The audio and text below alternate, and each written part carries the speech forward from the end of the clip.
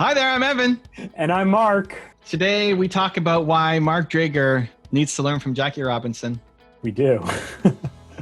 He bites his tongue a lot. I bite my tongue a lot. We also talk about how defensive I can be. Maybe you're like me. Have a listen.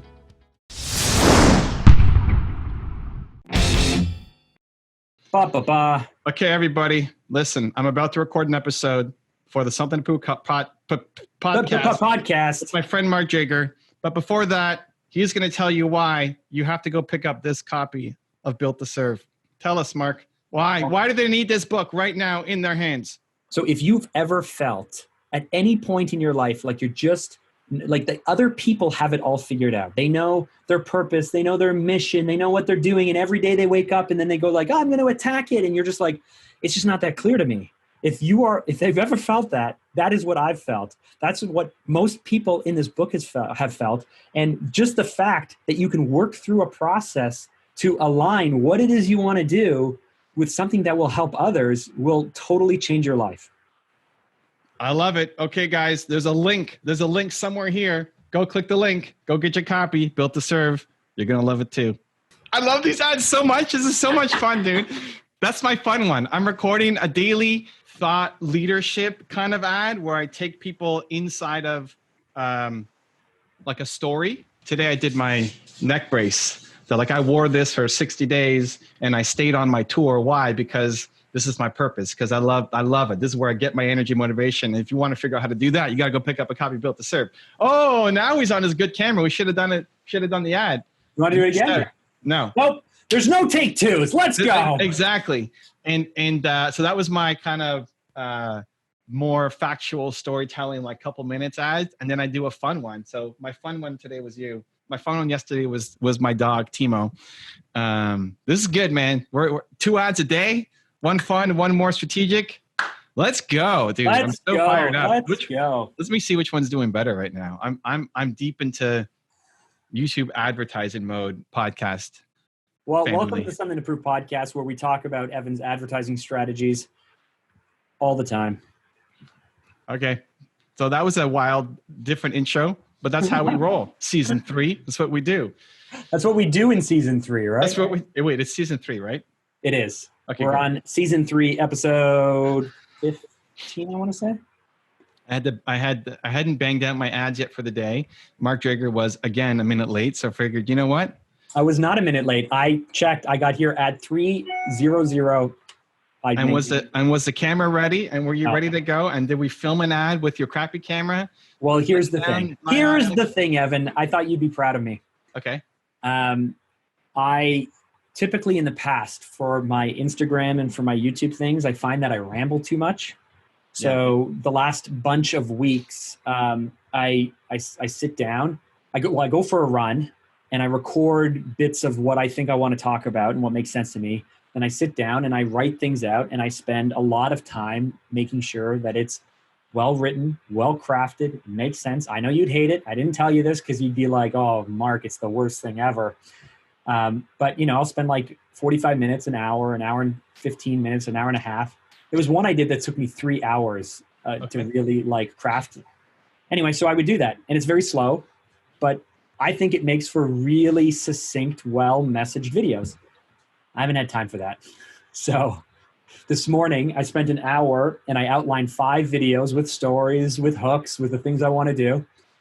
And then when it came time to actually record one of them, and I had my window at 8:30 this morning to do it, I paused for a second. I went, oh, I should go work on something else. And I went, why do I not want to do this? Like, why do I keep pushing this off? And I realized I'm just scared. Like there's something, I don't know why, there's something within me, my perfectionist streak maybe. There's something within me that doesn't like to record these messages, even though I love scripting them and crafting them. Even though when I'm in front of the camera, I get really animated and I like it. Something is making me scared. So I grabbed my camera and instead I did 12 minutes on why I'm afraid to do it. In my backyard. There you go. And that's going to be your best video. And then I did another one because I was on a roll and it was garbage watching it back. So I did it again and I crushed it. And then the reason I was shifting my camera is because at like 25 minutes ago, I was like, oh, I've got time to bang out 2 more because I have these messages. And so I did 2 of them really quick. And now I'm super proud of the effort. All right, great. Just don't be late next time and get your stuff ready. Oh, come on, dude. You got to celebrate how proud you are of me. I want to see the one. I want to see the backyard one. That's great. I'm excited for that one. You'll see it on Instagram. All right. How you doing? You good? You're excited about the new ad strategy? Yeah, I'm really excited. So we're basically, I'm doing 2 new ads a day, just having fun with them. We'll see if they work or not. We have our first 2 up. I still don't know the difference between a click and a conversion. I thought it was the same thing, but we got 2 going, and I'm just going to keep throwing more creative at it, and we'll see what happens. If anyone's wondering, I don't know how good my audio is because I don't even have my headphones in and stuff. Look at this. I hear you. But if anyone's wondering, that squeaking sound is Evan jumping on his trampoline for all of our audio listeners. Oh, should I slow it down? You get very anal about this stuff. I actually typically will pull it out, but anyway. I'm not allowed to use my fidget spinner either. No, that is annoying. Oh, that's like chalk. It's like chalk fingernails on a chalkboard. I want to talk to you this week about it's like, let's call it a master class, an advanced class. I have learned, you've taught me over the last, let's say 10 months. So since August, I would say maybe over the last year, but you've taught me that like in the really difficult, painful, embarrassing, anxiety riddled moments that there's like just it's delicious. It's beautiful because as painful as it is, you get such clarity of what you're doing wrong. Now, in the depth of that despair and all that clarity, you may never pull yourself out. You may never get the hope that you can fix it or change it, but at least it gets clear like, oh, I made these mistakes. I shouldn't have done that. I should have done this or whatever it is. Here's the next level thing that I'm curious about. I've heard Bill, you talk, and I would ask him this question, but I don't have access to him, but I'm sure you can answer it too. I've heard him talk about the fact that he has trained himself to give himself a dopamine hit of pleasure every time he makes a mistake and finds out he's wrong. That he knows that being wrong and accepting you're wrong gives him the next level up because he can correct it and change it. I've heard other people talk about giving themselves these hits every time they face something or every time they overcome anxiety or whatever it is. I'm curious what you do, but I think that, I don't know if you've had to do these things because I know you've trained your mind a lot. I would like to not be so defensive. And so internally in the company, when we make a mistake, I love it so much because it's finally so painful and so embarrassing that it's clear what we have to do. And that usually gives me clarity to do the next thing. But I would like to be wrong more often and not feel so defensive about it. I want to train myself to love being wrong and then taking swift action on being corrected. That's what I'm asking. I'm just thinking back to our conversation on the weekend. Like, I think the thing with you'll take feedback, but still be defensive about it, but still be taking action. Like, out of one side of your mouth, I think about what happened on the weekend.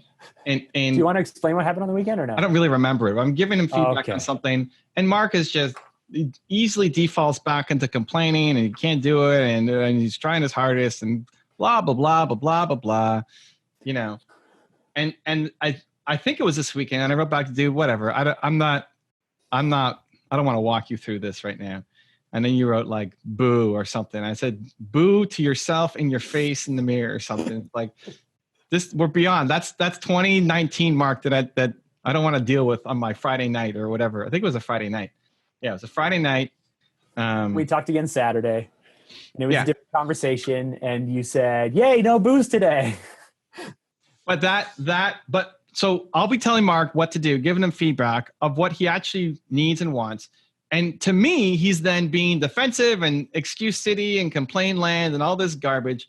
But then meanwhile, he at the same time is already making changes to make it better. It used to be Mark would go home and then think about it, and then a day later or a week later or a month later actually do something about it. Now he's doing something about it. Got that window down to about 15 minutes because Saturday you were giving me feedback, and in real time I was sending it to Louis.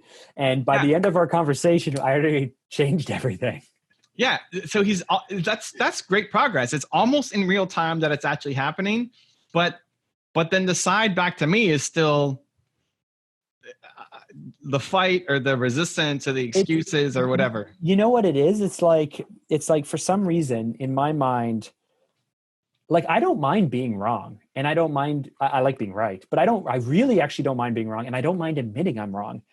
I just want people to understand. This is my problem. I want people to understand how I arrived at the conclusion I arrived at, so that way that way they don't think I'm just an idiot. Like I did think this out, and it does make sense to me, and I'm willing to admit that I'm wrong, and I'm willing to move past it, but I just need you to understand how I arrived at the conclusion I arrived at, so you don't, like, it is a defensive thing. It is a fear of being judged or being mistaken.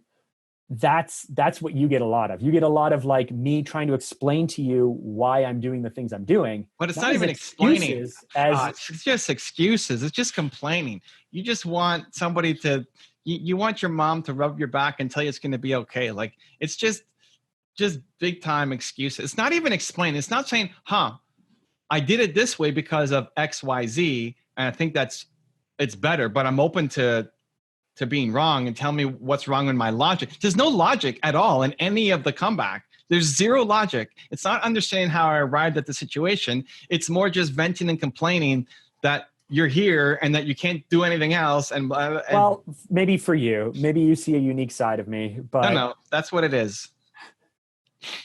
that's what it is. Go look at was it yesterday? The day before? I don't remember what our conversation was. Yesterday you told me to stop being such a little bitch. But oh my God. Well, yeah, but tell the whole thing. I only said that because of what you said before. I was just explaining to you. No. I was explaining. I was not explaining. No, you were. No, I don't want to go through this. We don't have to go through this. I'm looking for the next level. But this is the mindset. This is the mindset shift you need to make. This is the whole theme of the show right now. It's eviscerating that way of thinking that you think it's explaining, but you're just complaining. Okay. Yes.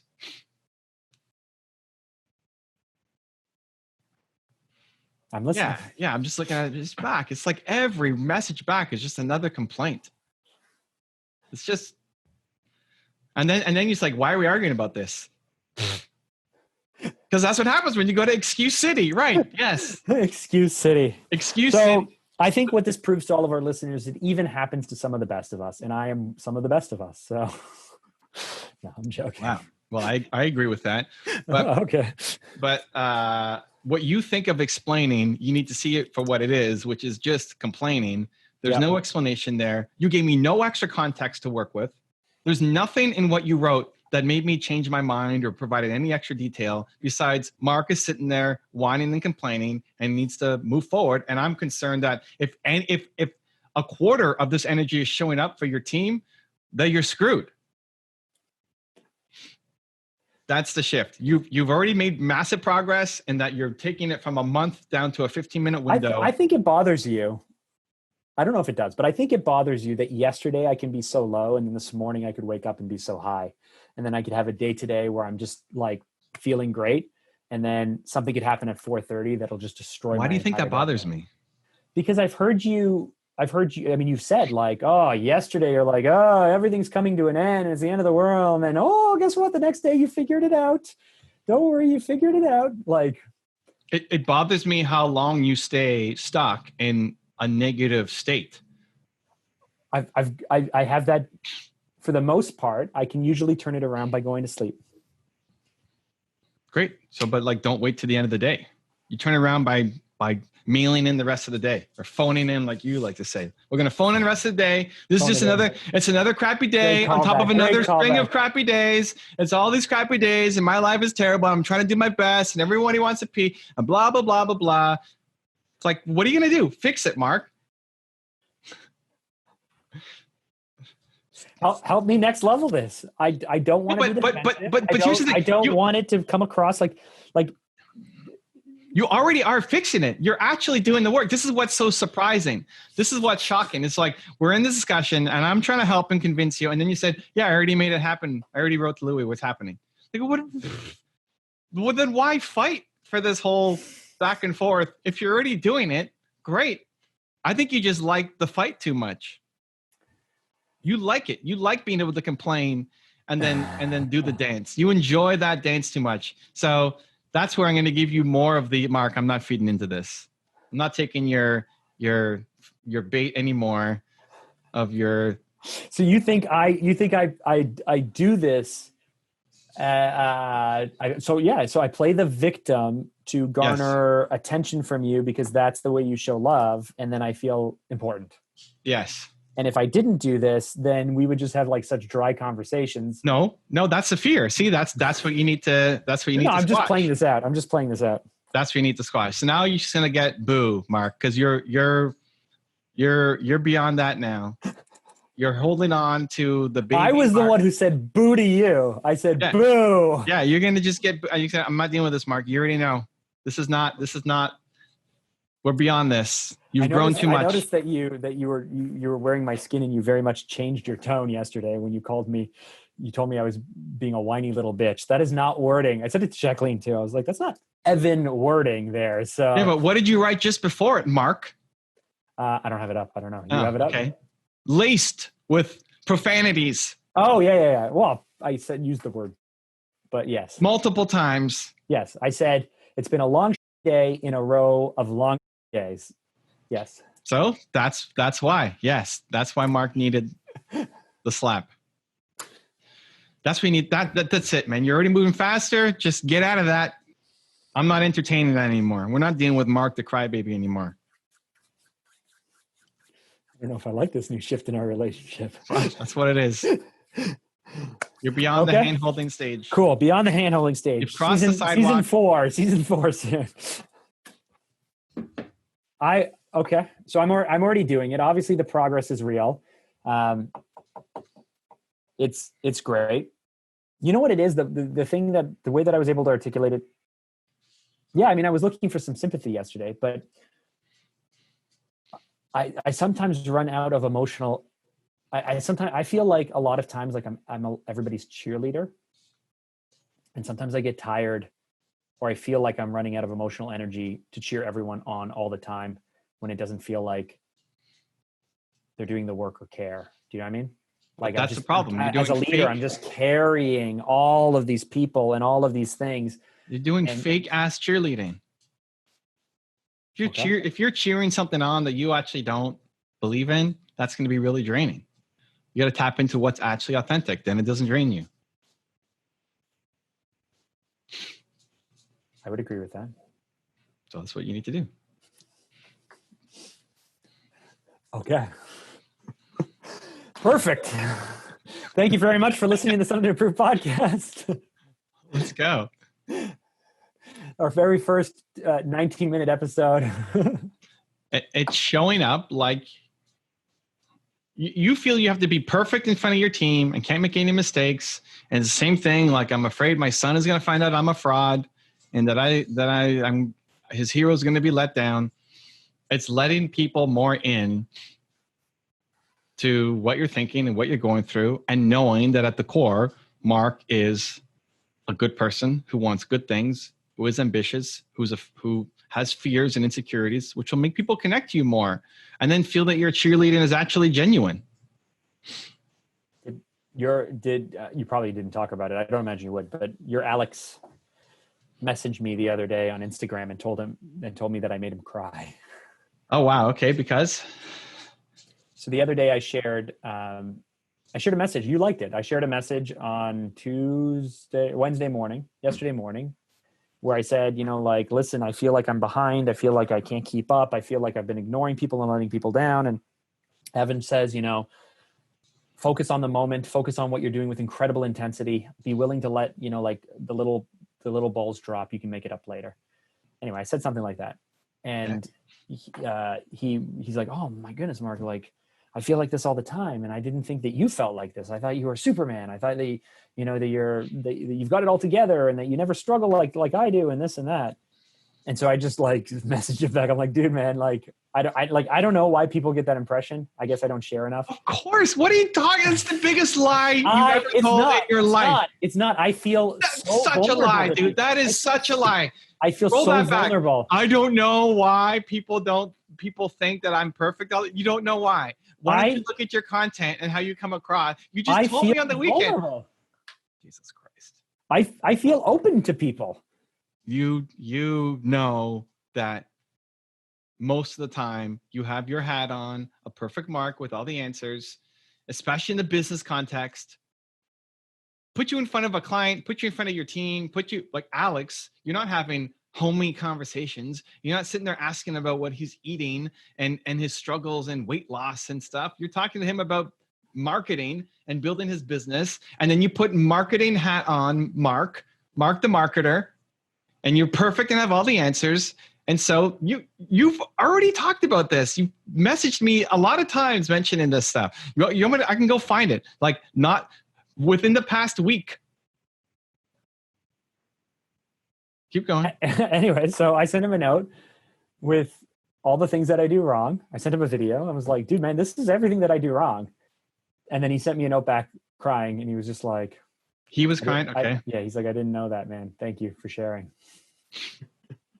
With everyone else, I need to be their cheerleader. Have all the answers. It took a long time for me to even get past the front with you of saying, I don't know. Yeah. So what do you mean you don't know? That's it. That's the whole, that's it right there. You have to have all the answers. You're afraid of getting past the front. But these types of conversations in the videos I put on IG, I feel extremely vulnerable. I mean, like, no, but nobody's watching it. Don't assume that just because you put out a vulnerable IG video that everybody has seen it. I know that. I'm not that egotistical. No, but that's what you're saying. It's not how you show up on an Instagram video. It's how you show up every day in your life. Bring that to your life. Bring that to your mentoring sessions. Bring that to your calls with Alex. And then he won't be surprised when you're not bulletproof perfect man.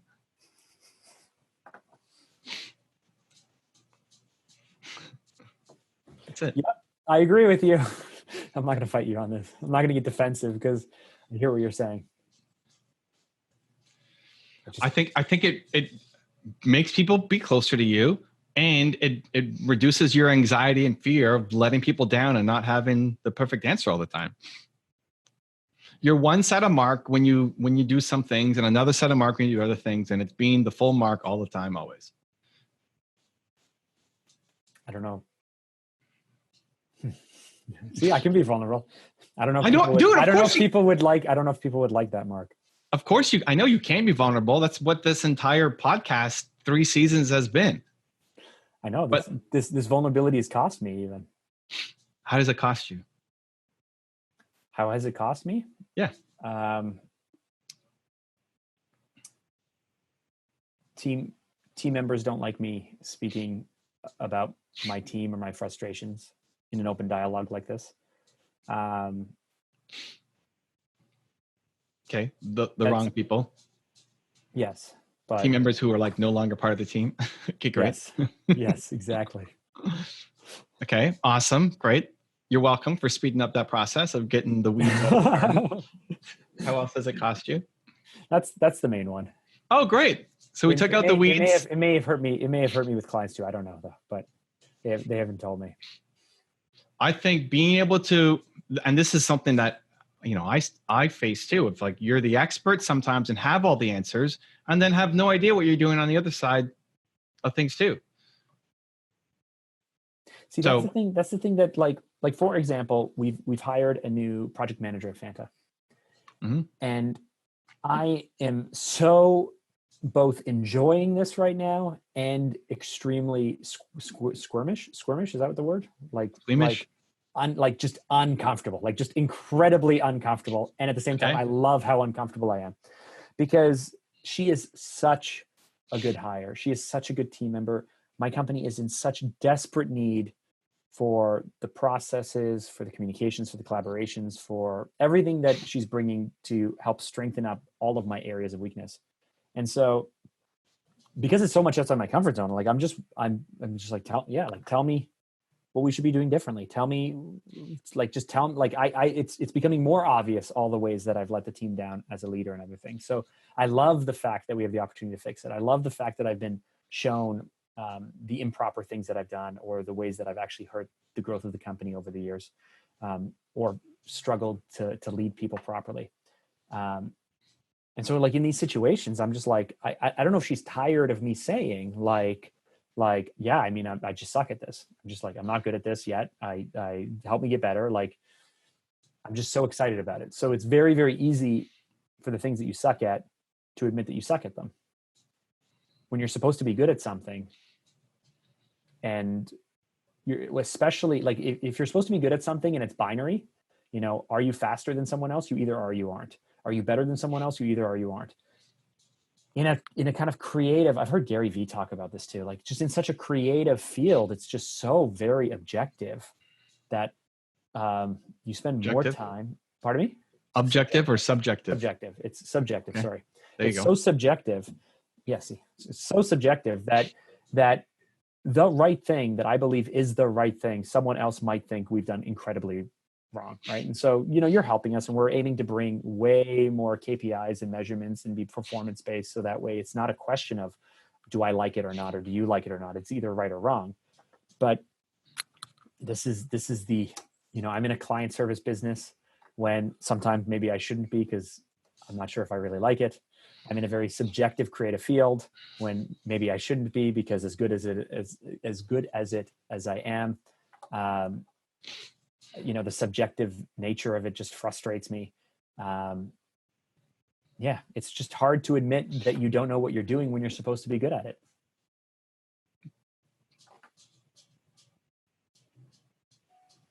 Great. Mark does hard things. I mean, what do you want? I'm doing it now. See, I'm just trying to, I'm falling into the trap. Thank you, Evan. I'm falling into the trap of trying to explain to you. I don't feel like I'm making excuses. I feel like I'm trying to explain to you so you'll understand my point of view and position. And this is what we do in text. And this is where you think I'm making excuses. And I just caught it. I just caught that I'm doing exactly what I shouldn't be doing. And that's a much softer version than what you do on Messenger. Because it's super hard for me to write out all of this stuff. I would give you all of this if I didn't have to type it all out. I don't want any of that stuff. I already know all that stuff. That's all garbage. It doesn't serve you. Great. It's hard. Awesome. Okay. But what I really wanted is, how do I get a dopamine hit for the really painful things if I haven't already? I'm curious to get the context on Tom, what he meant by that.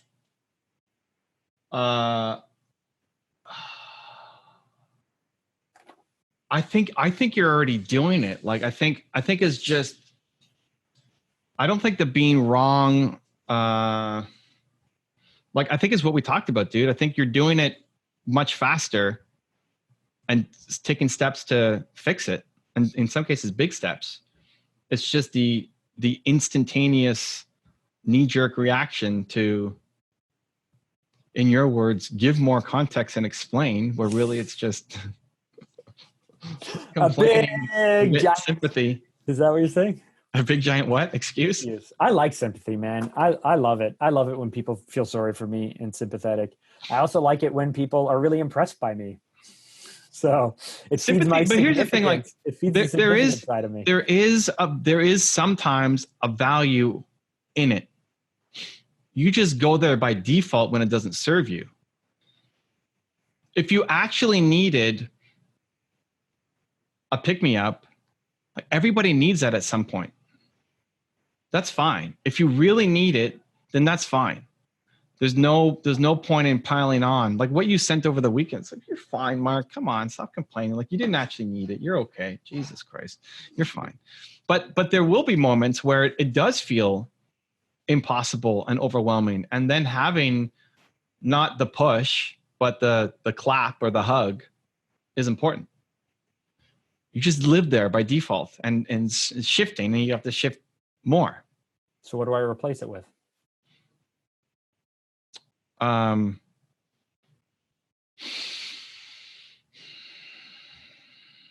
It's a good question. It is a good question, isn't it? I love it. You know why I remembered that? Because you taught me that usually when you get rid of one nasty habit or something, you replace it with something else. Yeah, I mean, I would say the default that comes to mind is the immediate action. Like, okay, what do we do about it? But you're doing it. You're doing the immediate action. You're literally talking to your COO, telling him to make changes, but still complaining and fighting me on the other side at the exact same time. It makes no sense. You've already agreed, but then you want like you're still looking. I want to be right too often. I think that's what the answer is.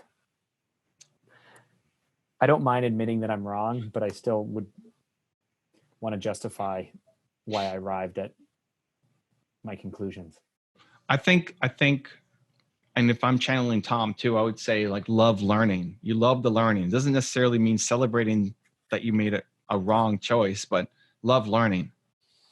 You love learning something new. You love getting better, addicted to progress. And that's something that your team can respect. Like I'm so pumped for how old is Rachel? 12 years old? 13. I am so pumped for Mark's 13-year-old daughter to blow. We gave her a test for running thumbnail copy or text. I'm so pumped for her to blow me, my team, Mark's professional copywriter. I'm so pumped for her to blow everybody out of the water. She's not. I'm going to win. Like I looked at Jacqueline's, I looked at Rachel's. I don't know. I'm not, to be honest, I'm not impressed with any of you guys. Awesome. but I'm cheering for Rachel the most. Like, what does that say about me, about my team, about professional copywriters when a 13-year-old with no context? That's fun because you want the underdog. You want the hero to come out on top and win. I just honestly believe that I'm going to win. I don't think you're going to win. Objectively, I don't think any of what any of you sent was good enough. I don't think any of them are going to win. Well, I did a bunch of research and I PhD'd a bunch of things. So I mean, but here's the thing. I don't think you're going to win, and I'm rooting for Rachel. But I would love for any of you guys to win. Like if you win, if Mark Drager's copy wins against mine, it's like, man, I have 6,000 videos to give Mark Drager. That's the answer. That's the conclusion you arrived at. No, but then there's something in your process. There's something in how you think. There's something in how you modeled other videos that we're clearly missing, especially if it wins by a big margin. If it's like a 2% win or something, okay, whatever, it's barely worth updating. But if it wins by a big margin, like, wow, we really missed something. And that's awesome. Like, let's go back and fix it. I just hired 2 new people to like go through and fix all my old thumbnails, right? 6,000 thumbnails plus the thumbnails on the other channels. And on my best ones, I'm working with 4 different groups or people to try to beat my best. And if we find a winner, now we have to go back and do all the ones that we just did all over again. Right? That's great. Cause that doesn't mean right or like that. None of that stuff would bother me. I don't think. Like if I were you, I don't think any of that stuff would bother me because it's in the name of split testing in progress. But I have an opinion on what I think is the best. I'm the guy. I'm speaking on this stuff. I'm selling courses on this stuff. People know the video you gave us. You know the video you gave us had an caption on the thumbnail. You didn't give us like, oh man, this video is really important. This is my Steve Jobs video and it's crushing it. Guys trying to you gave us one that's like so if we beat you, it's like a fun little thing. It's not like you're like this is the very best thing ever. If you beat me, then like whoever it is, right? If Mark Drager beats me, then I'll give you my Steve Jobs. Mark, beat my Steve Jobs one. And if you can beat my Steve Jobs one or whatever, Steve Jobs one's just okay. But if I give you like one of the ones that I am so proud of that I made myself and I crushed it. Like I would love for you to beat that one because I love learning because I want the impact. I want the results. I want the video to do well. I've forced myself to be in the craft and to learn, but I would much rather give it up. I'd much rather have somebody else be great at it. I've hired so many different people to test thumbnails, copy, titles. Nobody can beat it. I want to though. That'd be fantastic. And this is what I 13-year-old girls to write them because yeah, they're going to write perfectly for the international markets where English is a second language. Well, we still, US is still our biggest audience, but sure. Like the fact that my guy in Serbia, who has no copywriting training at all, by looking at some examples by being trained by me, is beating everybody who claims to be an expert at this, is ridiculous, right? Like, it's amazing. It's embarrassing. And I don't even know what to tell him. How do I level him up? Even if he's going to do the work, like if Mark crushes my thumbnail, hey, Mark, can you spend half an hour with him and explain your process so we can now internalize this? Like, can you make a video, a Zoom call or something where you walk us through exactly what to do? And would you mind mentoring in 2 sessions with him of how to, like, it's easy to get a yes, but it's finding that person. I think you might be overweighting my luck. I think I'm going to beat the other people. I think I could beat yours, but I think you're being overly gracious with what's going to win. What do you mean? I just don't know if I put as much thought or process into it. Like, I think I would need to test a whole bunch more to be able to arrive at a system or a process like that would be trainable. Like, Mark, what did you do? I looked at a whole bunch of different things and I thought, this is a structure that could work well visually. This is a word that like has action and interest and curiosity. And then I just wrote it. Awesome. But so we can work to codify it. So there's rules, but that's not the point. The point is Mark beat ours. He hasn't yet, and he's probably not going to, but Mark beat ours. Are you kidding me? Are you kidding me? Honestly, I was super disappointed, but I saw all of them come in. I was like, oh, freak. I hate all of them. You don't have to like them. I know, but to work. But here's exactly the great, fun, subjective side of marketing. For sure. I've done enough thumbnails and split tests and titles to have a sense of what I think will work. Right. And I'm not right all the time. So why even waste time by throwing it to us? Because you're willing to be wrong. One, you never know. Like, if somebody wants to take on my titles and thumbnails, I'll test almost anything, right? Like, I'm desperately trying to improve all of them. Desperate. Like, this is the mindset, I think, of adopting the learners. Like, I'm happy for your 13-year-old daughter to crush. I'm desperately trying to find the answer. And I love that combination of, here's Mark, who I think vomits greatness. Here's this copywriter who that's her full-time job, is writing copy to get people to take action. This is what she does for a living. And then here's this 13-year-old girl. It's like, this is fantastic. Let's like put them all into a contest and see if we can beat what we have. And I'll give you a popular enough video that agreed. The thumbnail was not perfect, but it is in our new style. Yeah, and so I'm always willing to test it, and I'm happy to be proved wrong. Like, it doesn't, you want to run a test, you want to run some ad for my campaign that I don't like, as long as it's like not against values, right? I don't want to say something that's not against values, but you want me to hold up the bag of Doritos and just shake it, and you want to post that as an ad? Great, I'll do that. Let's test, right? I'm willing to be proved wrong. Like, because my self-worth isn't from I'm right. Oh, nice. Yeah. It's from this works. This works. So that's the shift. So in marketing, you might make mistakes. We even disagreed on marketing. Like, you don't want to know all the things. How do I set up a Google Ads campaign? Well, like, how do you actually know strategy if you don't know how to set up a Google Ads campaign? Right? Okay. Anyway, I'm not going to get defensive. Sure. But then down into project management that you brought this woman on to do, you've already hopefully let go of the fact that you're not trying to be the world's greatest leader. You're not trying to be the most organized, process-oriented entrepreneur in history. That's why you're bringing on somebody who's way better than you to actually go off and do it. Mm-hmm. So great. That's why you're here. Go fix it. But it doesn't mean that you suck as an entrepreneur. It's like, I'm building this amazing thing. Like, I suck at this and all these little things, but Jordan level talent over here, right? You want to play, you want to step into this ring, like it's over. Without being confrontational, it's knowing the value that you bring to the business as opposed to feeling like every hole in the business means that you suck and you're terrible and you have nothing to bring to humanity. This makes for a very dry podcast when I can't argue with you about it because you're right. Well, but then so it's doing something.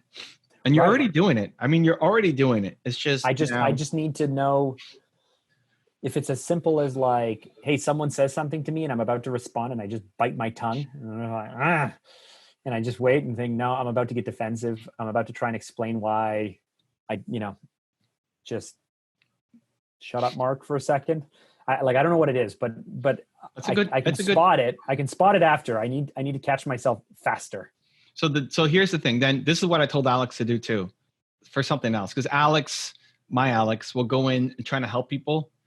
And he's, part-time life coach being the role that he's in, but he'll make the wrong call. And I told them, even for me, like it's 85, when you're 85% sure, then you're 100% sure. So I said, but you're making too many mistakes. Like he's pushing people on the wrong things that they don't care about. And when you push them on the wrong things, you actually then lose credibility. You step backwards. You have to be right because it's the right thing for them. So I told him get to 95%. And he was still making mistakes because he can't judge it properly because he gets too caught up in the moment and then says, oh, this is it, right? Everybody's got ADHD brain. Because he found out that he has it. So now that's all he finds is people with ADHD. Everybody's got ADHD brain. It's like, well, you might be wrong. So what I told him is because he's now making mistakes with people and it's setting him back. So I told him practice on Omegle. He still goes on. He goes every day on Omegle, which you can chat with strangers. Man. Do whatever you want to them. Do whatever you want on Omegle because they're so lost. They're so lonely. You're never going to see them again. And you're providing value. Just listening is giving value to them. But for our team, now it's zero push. You've lost the right to push. And now email them to me or bring them to me on Monday and we'll train it. And we'll get your assessment back on track to then you can put, ultimately he needs to push, but he's pushing on the wrong things. I would do the same thing for you where you're not allowed to say anything. Nothing. You hold your tongue, you bite it, you reflect on it. The good news is you have enough self-awareness to later on have perspective and see if it was the right call or not.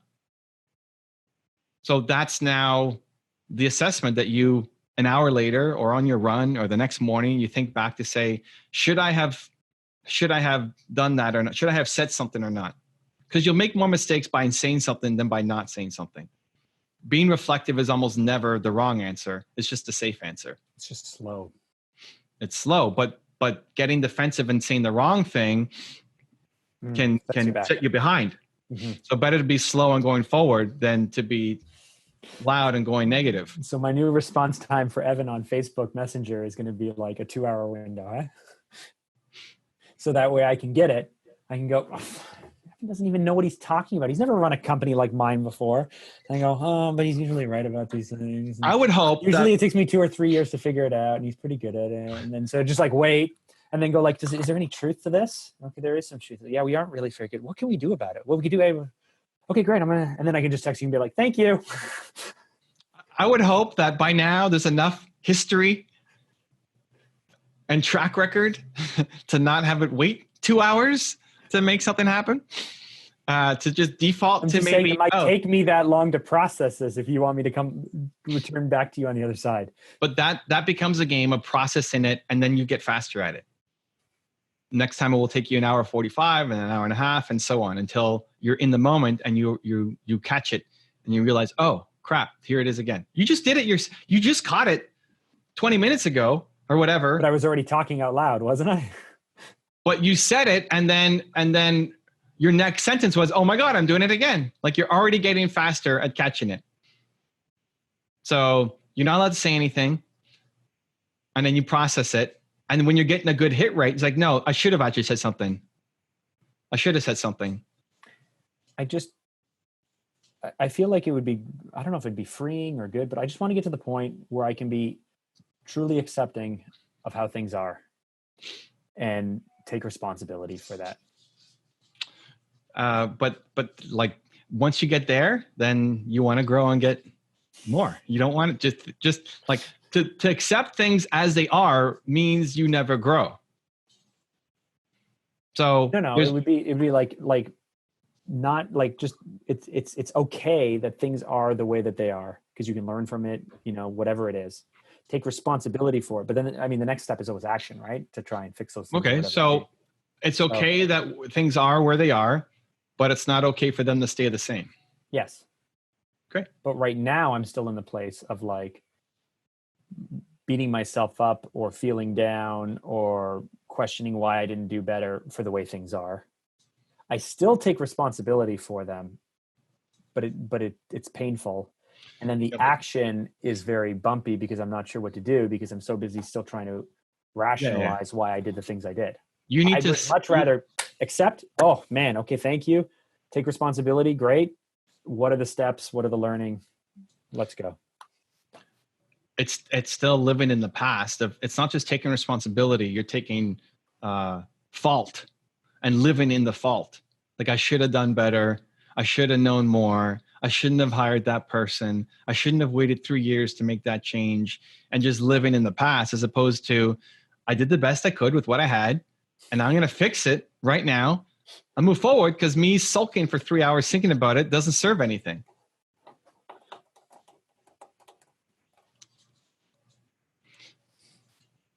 Yep. That's where it's at, fam. We're going to run out of things to talk about eventually, right? Well, we're 3 seasons in. Yeah, you've only ever hijacked the conversation once to make it about yourself. Really? Yeah, when we talked about your homepage and you got really angry with me because I tried to explain to the audience. Oh, yeah. Oh, my gosh. That was terrible. At the studio. Help me get results so that we can actually teach them something instead of treating them like kindergarten kids. You can go back, audience, and if you haven't listened Season to 1 minutes of Evan yelling, 8 minutes of Evan yelling, which came out. Oh, that's the mashup. Christmas. That's the mashup. That was great. Well, when I started this podcast, I said something. I don't remember what I said, but I said something, and that comes from that mashup of you yelling at me. Oh. Yeah. But thank you, Evan. I appreciate it as always. I'm thinking about Jackie Robinson right now. Ah, the baseball player? Yeah. So Jackie Robinson. No, that was a guess. Jackie Robinson was the first Black African-American player, yeah, in Major League Baseball. Mm-hmm. At that time, it's all white. All the players were white. The Black players had their own league called the Negro Leagues, and they had their own team and like tons of skilled players, but nowhere near the success or the money or everything else that the regular leagues had, the major leagues. Mm-hmm.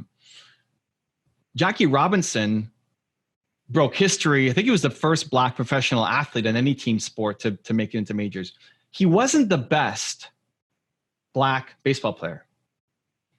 If you pulled into the Negro Leagues, there were better players than Jackie Robinson. He was good. He was really good. He was all-star level, but he wasn't the best in the Negro Leagues. So why Jackie Robinson? Why not Satchel Paige? Why not Roy Campanella? Why not people who were way better than him at the time? Are these real names? Real people? Yeah, Satchel Paige. Yeah. Satchel Paige is like, this is the thing. Legend, but only pitched in the Negro Leagues. Nobody heard of him. You had to be like super. Because what? Jackie Robinson had the courage and the opportunity? The deciding factor was he had the mental fortitude to stick with it. Because being the first Black player, he got spat on. Stick-to-itiveness? Is that what they say? Spat on, yelled at, racial slurs, elbowed, go hard with the spikes into his leg, like beat up every single, not like overt, like go charge at him and run, but all these little soft contact became hard contact. All the media, all of the scrutiny, all of that. And if he broke and he yelled at them, or he justifiably got mad, he would have proven the worst suspicions of what everybody thought. Mhm. See, you can't bring in black players. Mm.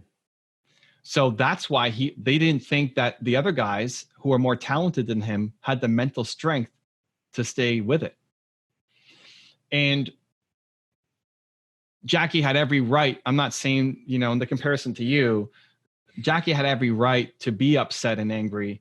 You might feel justified to be defensive, but it's playing the bigger game of I'm going to hold my tongue and reflect on this, not just because it's my career, but because I'm representing black players across all of baseball. Like everybody's hopes and dreams rests on me succeeding here. And he won Rookie of the Year and Hall of Fame, and the only player whose numbers retired in every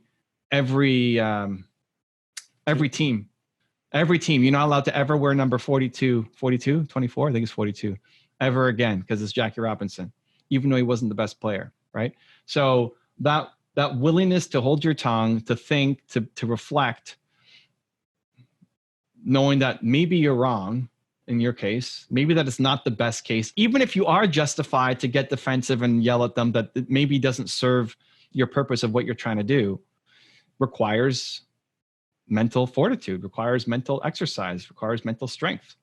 It's not the knee-jerk reaction. If somebody spikes Jackie Robinson's ankle, it's to get up and punch him in the face. Nobody would have, like if that happened now, you'd expect somebody to get up and push him, punch him, something. But it didn't serve what he wanted to become. And that's why they picked Jackie Robinson. So go be Jackie Robinson. I like that story. It's a good story. Well, it's a true story. You need to tell more stories, Evan. You like that story? Podcast. I do. Well, that's not something I knew. A lot of people know the name Jack. Yeah. No, I know. I think you take for granted how many people you know and how much you know, because you'll often float people by me, and I'll be like, "Never heard of that person." You're like, "Wow, it's terrible. It's so good. What are you talking about?" Like, I just think you've consumed so many people and so much content, and you're so in the know about these things, you may forget that a lot of us don't even know who you're talking about. I didn't need share these stories. Yeah, I didn't know. I didn't know rules to success or something. But I think this is what you want to be, is being the learner. Like, you don't need to know who Jackie Robinson is. That's super inside baseball, and definitely not like Satchel Paige or those guys. But Evan Pagan, you should know who that is. If you're in marketing, you don't know Evan Pagan, you're not in marketing. You're in like corporate boring ass marketing. You gotta know. You gotta know. And study and learn, right? Like, be a student, be willing to learn from these guys, all these guys that I'm meeting, these high level masterminds. I've never heard of them before. But I should, right? And I had a guy on, who was I talking to? I forget, some awesome entrepreneur. See, it's bad that I forget his name. And I told him, dude, you're so good. You have so much knowledge, and I don't know who you are. And this is my job to know who you are, right? It's not even on me. It's like, you need to be out there more, because if you're not hitting my radar, you're hitting nobody's radar, almost, right? That's what I tell them. I like that pitch. But that's what it is. If you come over here and speak with Jeremy, he can help you get on more things. Sometimes that happens, but yeah, if you're, the more you're learning, then the less you care about always being right. I love learning. I love consuming. I love deep dives. I love all of those things. I'm not going to make any excuses right now. I'm just telling you, I love all of those things. So that's the identity. I'm the learner. I got to bite my tongue now. There you go. Go be Jackie. Mental fortitude. Go be the learner. Jackie. Yeah. Go be Jackie. Because inside of that, sure, of course you're learning. Of course you're learning. What are you going to say? Of course, you can go, what is your instinct? That the tongue is going to come and say all these things that you learn and all these investments that you've made and all these things that you go and all the podcasts you listen to, defensive mode, but really you're not learning enough. So the point still stands. It's just like this loop of garbage that means nothing because the point is still there. You should know who Evan Pagan is, and you should go learn, and you should know how to set up an AdWords account because it'll make you a better marketer. He's biting hard, ladies and gentlemen. For the podcast audience, he's biting hard. Yeah. Well, that's our show, guys. Appreciate the love. Go be Jackie. What do you want to close us out on, Mark? I'm good, thanks. If you want to see one of my favorite podcast episodes of all time where I drop some bombs, check out the playlist. No, not the playlist. Check out the video right there next to us. I think you'll enjoy it. Continue to believe. I'll see you there.